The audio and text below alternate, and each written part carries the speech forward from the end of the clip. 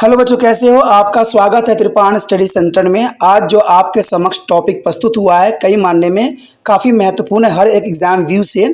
ठीक है, इसमें हम हर एक बात पे विस्तार पर चर्चा करेंगे और वो सारे जो है पहलू पर विचार करेंगे जो अब तक अछूता था। तो चलिए देखते हैं हमारा आज टॉपिक क्या है कि अशोक के शिलालेख मौर्य के बारे में क्या बताते हैं। अशोक के शिलालेख से हमें मौर्य के बारे में क्या पता चलता है और अभिलेख साक्ष्यों की सीमाओं का वर्णन करें कि जो अभिलेख है उनकी साक्ष्य का क्या सीमाएं हैं। तो ये काफ़ी महत्वपूर्ण यहाँ पर क्वेश्चन बन जाता है एग्जाम व्यू से। यदि हम बात करें अशोक के शिलालेखों के मौर्य के बारे में क्या इन्फॉर्मेशन देता है, तो मैं आपको बता दूं कि अशोक पहला शासक था जिसने अपने संदेश को पत्थरों की सतह पर यानी प्राकृतिक चट्टानों और पॉलिश किए गए स्तंभों पर खुदवाया था। यानी अशोक प्रथम था जिसने सारी इन्फॉर्मेशन जो है पत्थरों पर खुदवाई थी और उस पॉलिश चीज़ों पर खुदवाई थी, क्योंकि सारी की सारी बातें जो थी महात्मा बुद्ध के ज्ञानों का प्रदर्शन था। प्रमुख शिलालेख मौर्य शासन प्रशासन विशेषकर अशोक के बारे में ही बताती है। यानी जितना भी शिलालेख हमें मिला है सारे के सारे मौर्य प्रशासन विशेषकर अशोक के बारे में हमें सारी इन्फॉर्मेशन यहाँ प्रोवाइड्स करता है। और कुछ महत्वपूर्ण शिलालेखों की चर्चा हम यहाँ पर करेंगे कि आखिर उसकी क्या महत्व है। अगर हम पहले शिलालेख की बात करें तो शिलालेखों में अशोक के नाम का उल्लेख हमें कहीं नहीं मिलती है। यानी शिलालेखों में अशोक के नाम का उल्लेख हमें किसी भी शिलालेख में नहीं मिलती है कि एक्चुअली में कोई अशोक रहा हो। लेकिन वहाँ पर देखा जाए तो इसके बजाय हमें देवानाम पिया ये शब्द हमें वहाँ पर मिला है। देवानाम पिया यानी भगवान का प्रिय, और दूसरा नाम जो हमें मिला था प्रियदासी यानी देखने में सुखद, शीर्षक का उल्लेख जरूर मिला है। यानी यहाँ पर साफ हो जाता है कि कहीं भी शिलालेख में हमें अशोक का नाम का जो है जिक्र भी नहीं मिला है। उसके जगह पर हमें देवाना पिया और प्रियदर्शी शब्द जो है जरूर मिले हैं। अशोक की प्रसिद्धि और गौरव की इच्छा की निंदा भी की है। यानी देखा जाए तो हमें जो शिलालेखों से पता चला है उसमें अशोक के प्रसिद्धि और गौरव की इच्छा की निंदा भी की गई है। उन्होंने धम्मा की लोकप्रियता पर जोर दिया, ये बात भी हमें सारे शिलालेखों से हमें प्राप्त होती है। धम्मा में बड़े के प्रति सम्मान, ब्राह्मणों और सामाजिक जीवन त्यागने वाले के प्रति उदारता और दासों और नौकरों के साथ दयालु व्यवहार करना और अपने धर्म के अलावा अन्य धर्मों को परंपरा का सम्मान करना भी शामिल था। यानी देखा जाए तो धम्मा काफ़ी महत्वपूर्ण था, जिसमें बड़ों के प्रति सम्मान, ब्राह्मणों और संसारिक जीवन त्यागने वाले के प्रति उदारता की भावना रखना था और दासों और नौकरों के साथ दयालु व्यवहार करना था। इवन अपने धर्म के अलावा अन्य सभी धर्मों को जो है सम्मान देना भी धम्मा की बहुत ही काफ़ी महत्वपूर्ण विशेषता थी। तो ये सारे शिलालेखों में ही लिखी गई थी। लेकिन अब बात आती है लिमिटेशन की, यानी इनकी सीमाओं की। चलिए देखते हैं इनकी सीमाएं क्या है। यदि सर्वप्रथम हम बात करें शिलालेख साक्ष्य की सीमाओं की, तो ये काफ़ी महत्वपूर्ण रहेगा कि शिलालेखी साक्ष्य की क्या सीमाएं थी। सबसे प्रथम आता है तकनीकी सीमाओं की। तो तकनीकी सीमाएं क्या थी? कभी कभी अक्षरों को बहुत हल्के ढंग से उकेरा जाता है और इस प्रकार संदेह उत्पन्न होती है कि शिलालेख क्षतिग्रस्त भी हो सकते हैं या अक्षर गायब भी हो सकते हैं। जिसमें कोई दो राय नहीं है, तकनीकी सीमाएं हैं कि जो शिलालेख हमें मिली है वो क्षतिग्रस्त भी है। तो सारी बातों का सही आकलन करना संभव नहीं रह जाता है।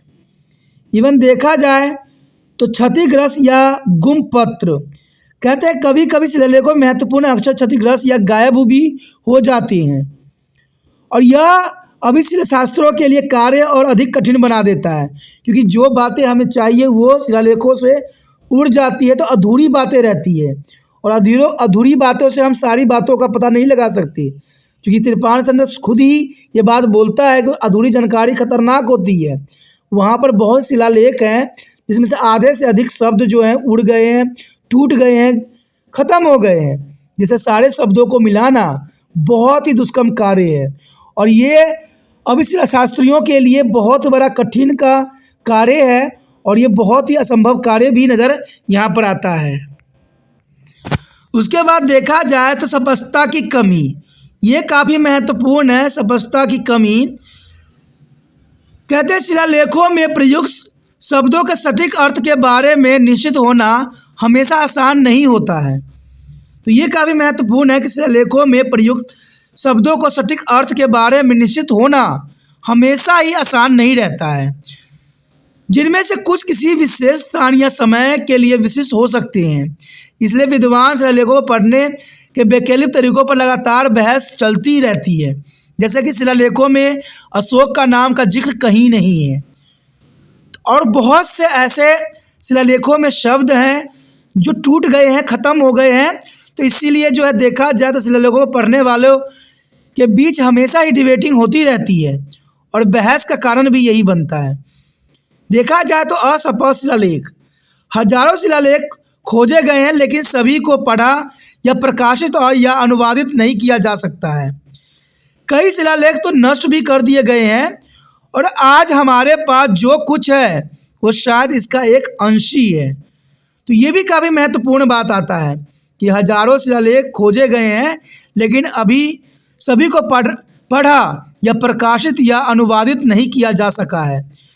कई शिलालेख नष्ट कर दिए गए हैं, तो आज हमारे पास जो कुछ है वो शायद इसका एक अंश मात्र ही मौजूद है। उसके पश्चात आता है शिलालेखों की गैर प्रासंगिकता। काफ़ी महत्वपूर्ण है शिलालेखों की गैर प्रासंगिकता। कहते हैं शिलालेखों की रचना सामान्यतः देखा जाए तो राजाओं और संरक्षणों के प्रशासन में की जाती है। तो ये काफ़ी महत्वपूर्ण है कि शिलालेखों की रचना सामान्यतः राजाओं और संरक्षणों की प्रशंसा में की जाती है। इसमें कोई दो राय नहीं है।